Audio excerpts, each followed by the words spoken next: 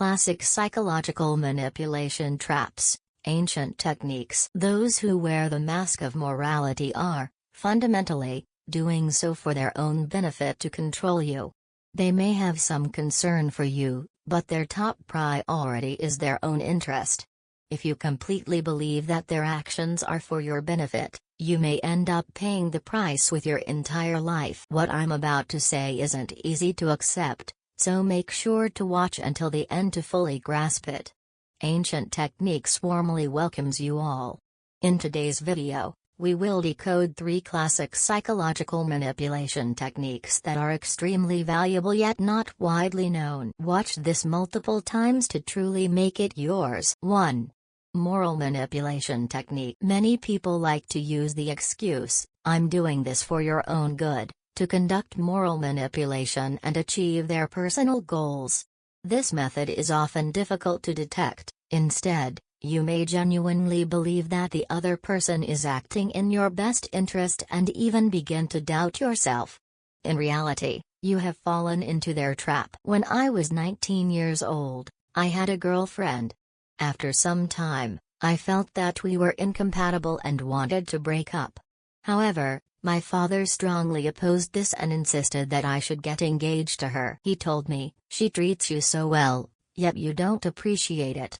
If you don't cherish her now, you will regret it later. I've been through life and I'm telling you this for your own good. Think about it." Hearing this, I was completely confused and started blaming myself. Am I really too heartless? Am I failing to appreciate her? Maybe I should listen to my father's wisdom. I eventually agreed to the engagement. Very quickly, our engagement ceremony was held in the village, and even the wedding date was set. But as time passed, I felt more and more uneasy. Clearly, we weren't compatible. What's wrong with breaking up? Was my father truly acting for my benefit? Later, I discovered that my father saw that her family was asking for a lower dowry, which would save him money. Moreover, having his son marry early would boost his reputation in the community. Everything was about his personal interest. He nearly destroyed my future happiness. Later, I calmly insisted on breaking up with her. When my father found out, he tried even harder to trap me with moral obligations. But this time, I had recognized his tactics and firmly ended the engagement. Seeing no other way, he finally admitted the truth. Her family is asking for such a low dowry, and you still want to break up? Where will you find another deal like this? If you marry someone who asks for a higher dowry in the future, you'll have to handle it yourself. Our family doesn't have that kind of money. His true intentions were exposed. I laughed and replied, "Don't worry, Dad. I plan to stay single, so you won't have to spend a dime." Many parents and relatives are skilled at using moral manipulation, saying things like, "You should get married soon, don't be too picky. If you wait too long, it'll be harder to find someone." What they really mean, if you don't get married, we will lose face in the community. Don't start a business, it's too risky. You're investing so much money, what if you lose it all? Staying at your current job is safer. They actually mean, if you fail, you might ask me for financial help, and I don't want that. Those who wear the mask of morality do have some level of concern for you, but their priority is always their own benefit. If you believe entirely that they are acting in your best interest, you will ultimately pay the price with your life. 2. Labeling manipulation technique. Humans cannot be convinced directly, they can only convince themselves. If you find the right manipulation trigger for someone, you can control them. If you want someone to behave a certain way, simply label them as such, and they will gradually adopt the characteristics of that label. In a church, after the prayer session ended, only one little girl remained. The priest asked her, "Where are your parents?" The girl burst into tears and said they had died in a car accident. The priest paused, then said, "It seems you are a child of God." Later, this girl grew up to be a famous writer. In her book, she wrote that the priest's words changed her life. That is the power of labeling. For example, If you want your wife to cook delicious meals every day, you just need to constantly praise her as a master chef. Every time she cooks, whether the food is great or not, praise her enthusiastically, take pictures, record videos, and share them with friends and family. The more you praise her, the prouder she will feel, and soon, she will strive to live up to that title. Managers should label employees by creating workplace recognition programs such as Best Performer, Kind-Hearted Star, or Customer Service Champion. Once their pictures are displayed on the wall, those employees will work harder than ever to maintain their reputation. The same principle applies to individuals. If someone is stingy, call them generous. If a child hates studying, repeatedly say in front of them and others that they love learning. Every person is an actor in life. The more applause they receive, the more passionately they perform. Without applause, they will lose motivation. For years, I had two close friends. One of them was our so-called big brother. One day, our big brother borrowed money from the other friend and didn't repay it for 2 or 3 years. When I found out, I asked, "Why don't you ask for your money back?" He replied, "If I ask for the money back, I'll look stingy." He always says I'm like a little brother to him. This is a perfect example of emotional manipulation. Since then, I've refused to engage in any so-called brotherhood relationships. People who use these tactics must be approached with caution. The moment emotions are involved, discussing money becomes impossible. Leaders like Liu Bing, Liu Bei, and Song Jiang were all masters of emotional manipulation. 3. Emotional manipulation technique. How do you use emotional manipulation? It's actually very simple, just 2 key points, but they're extremely difficult to execute. 1. Talk about emotions with the other person but never use genuine emotions. Read this sentence 3 times. The one who doesn't use real emotions is the manipulator, the one who does is the manipulated. 2. Only talk about emotions with people who bring you benefits. The moment the benefits stop, the emotions must immediately end. If you cannot master these 2 points, do not play the game of emotional manipulation. Otherwise, you will become the one being controlled. If you have read this far, consider it a gift from me to you. Very few people know these things because this is the first time I am revealing insights about the 3 schools of thought: Confucianism, legalism, and Taoism. I believe that people tend to recognize ancient philosophers as more remarkable than modern ones. This is a particularly strange phenomenon. Consider this: in terms of the abundance and nutritional value of food, the ancient world was inferior to the modern world. In terms of the completeness of knowledge systems, the ancient world was also inferior to the modern world. Even in terms of brain evolution, the ancient world was not on par with the modern world. Population-wise, the ancient world only had tens of millions of people, while the modern world has billions. Under all these conditions, the modern world should logically be superior in every aspect. So why were there more outstanding individuals in ancient times than today? In ancient times, there were figures like Aristotle, Socrates, Plato, Lao Tzu, Confucius, Hanfei, Mencius, and Guizhou, countless exceptional thinkers. Meanwhile, in the modern era, such extraordinary individuals seem increasingly rare. In fact, the whole world now looks to the past for wisdom, attempting to explain why there are fewer great minds today compared to ancient times. To find clues, let's focus on ancient Asia, starting with identifying the period that produced the most exceptional individuals. I believe many of you have already guessed it, the Spring and Autumn and Warring States periods. Why did so many remarkable individuals emerge during this time? The answer is war. During that era, hundreds of large and small states were constantly at war.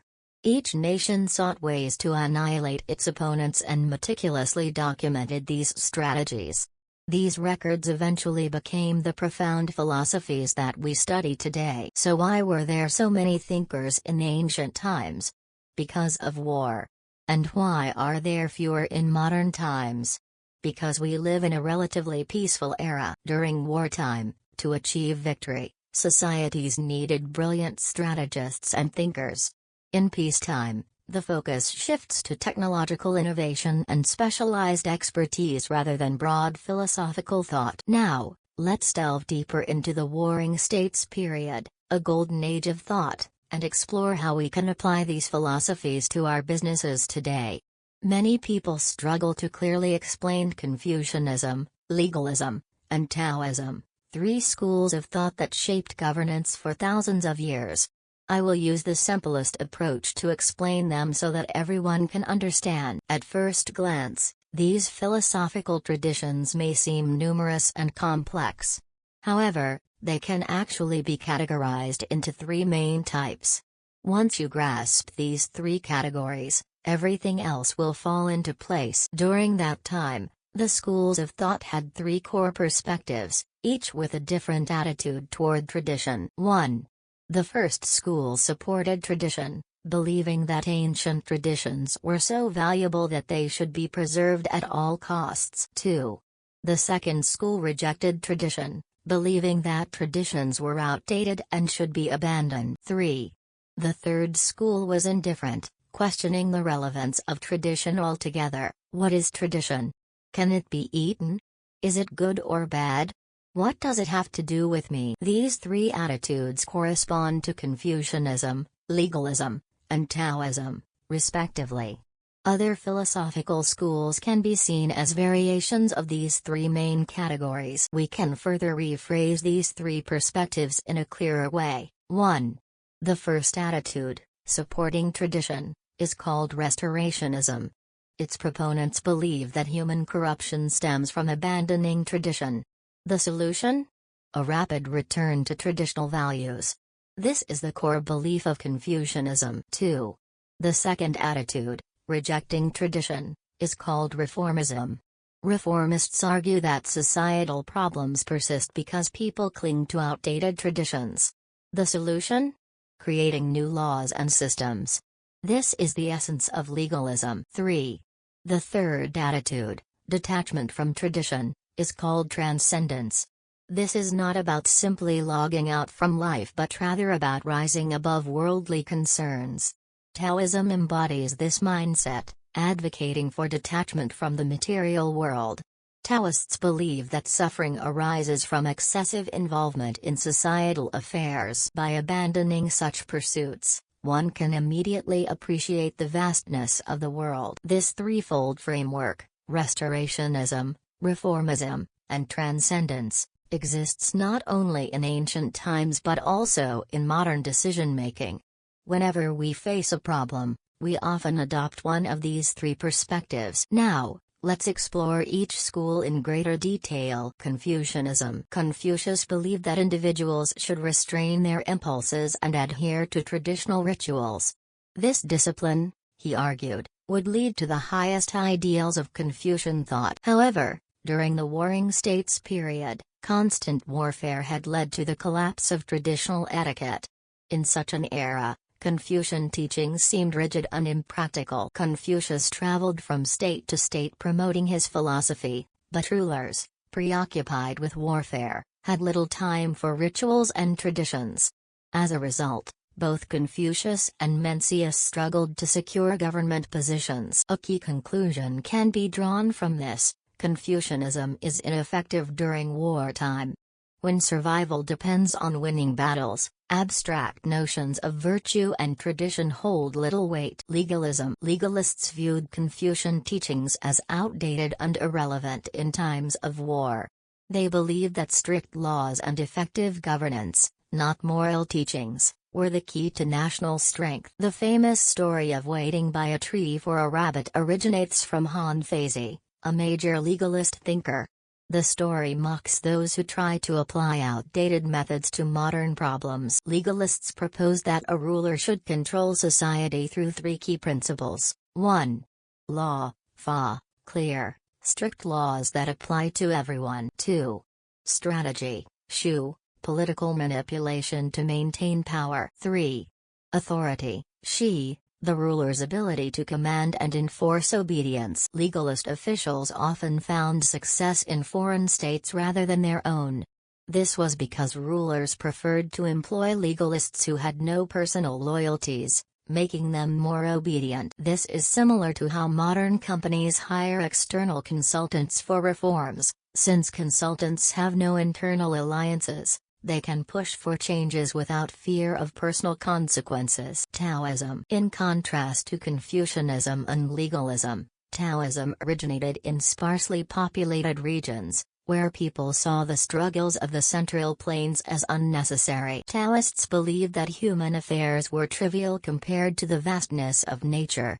Their philosophy is best illustrated by a story about Zhuangzi and his friend Huishi. When Zhuangzi visited Huishi, who was a high-ranking official, someone warned Huishi that Zhuangzi had come to steal his position.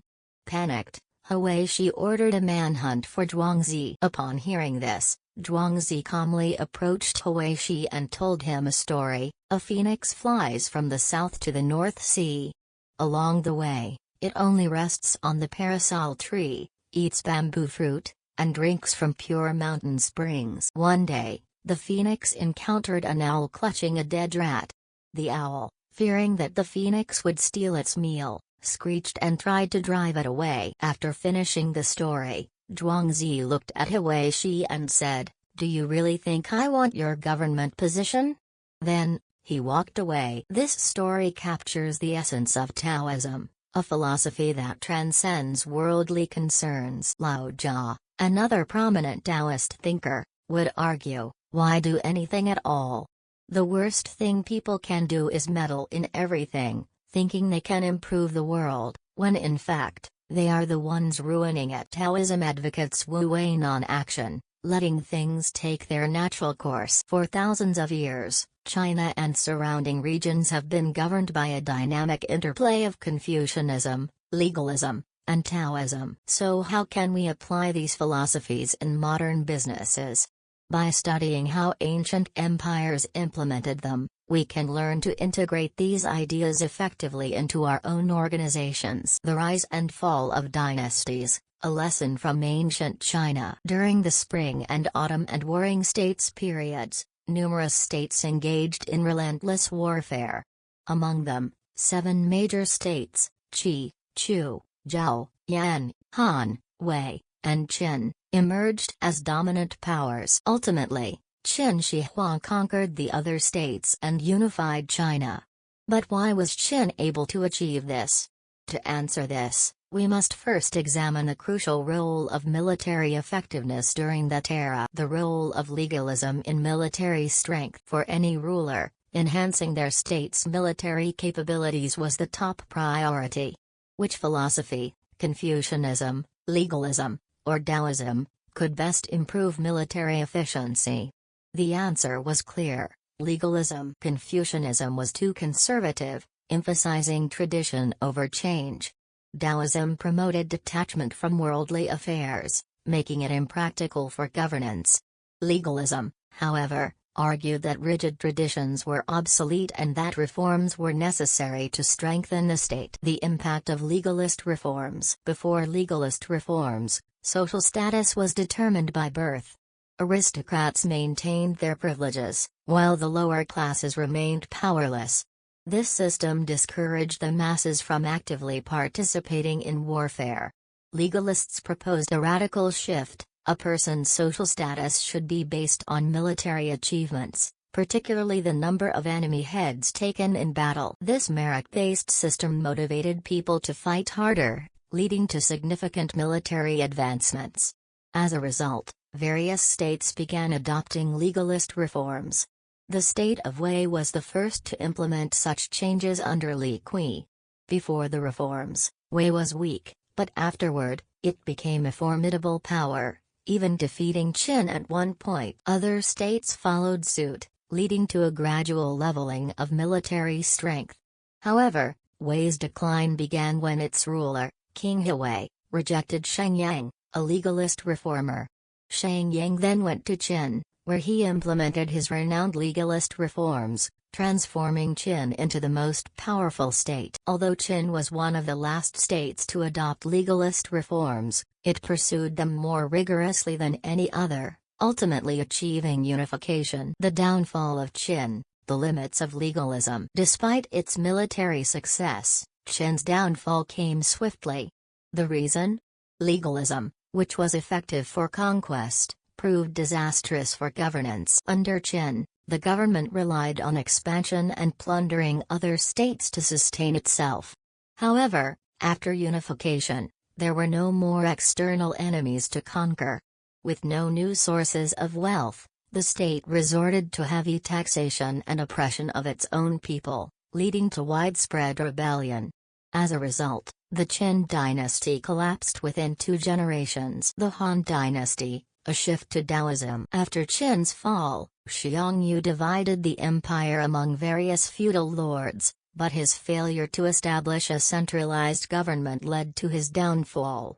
Liu Bang, the founder of the Han dynasty, eventually reunified China. However, he understood that if he continued Qin's harsh legalist policies, he would meet the same fate. Thus, Liu Bang chose a different approach, Taoism. But why Taoism? Unlike Qin Shi Huang, who inherited a powerful empire with absolute authority, Liu Bang rose from humble beginnings, relying on a coalition of generals and allies.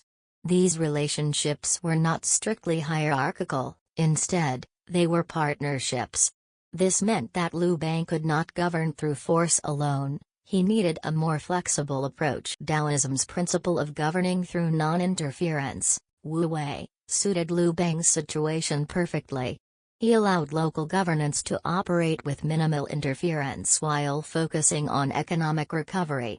This strategy, combined with Qin's administrative structures, led to the first golden age of China, the reign of Wen and Jing. The Han dynasty's ultimate strategy, Confucianism with a legalist core. When Emperor Wu of Han ascended the throne, he recognized that Taoism's passive approach was no longer sufficient. However, legalism's harshness was also unsustainable. Instead, he chose Confucianism as the official ideology, famously abolishing all other schools and promoting Confucianism exclusively. But in reality, the Han dynasty maintained legalist governance structures while promoting Confucian values outwardly. This balance, Confucianism on the outside, legalism on the inside, became the foundation of Chinese governance for the next 2,000 years. Lessons for leadership and business. History teaches us that while legalism is effective for seizing power, it is unsustainable for governance. Successful leadership requires adaptability. Use legalist principles to strengthen and expand but avoid ruling solely through harsh laws. Adopt Taoist flexibility when consolidating power and fostering stability. Implement Confucianism to maintain long-term legitimacy and societal harmony while ensuring a disciplined structure underneath. Understanding these principles can help modern leaders build strong, enduring organizations by balancing authority, flexibility, and ethical governance.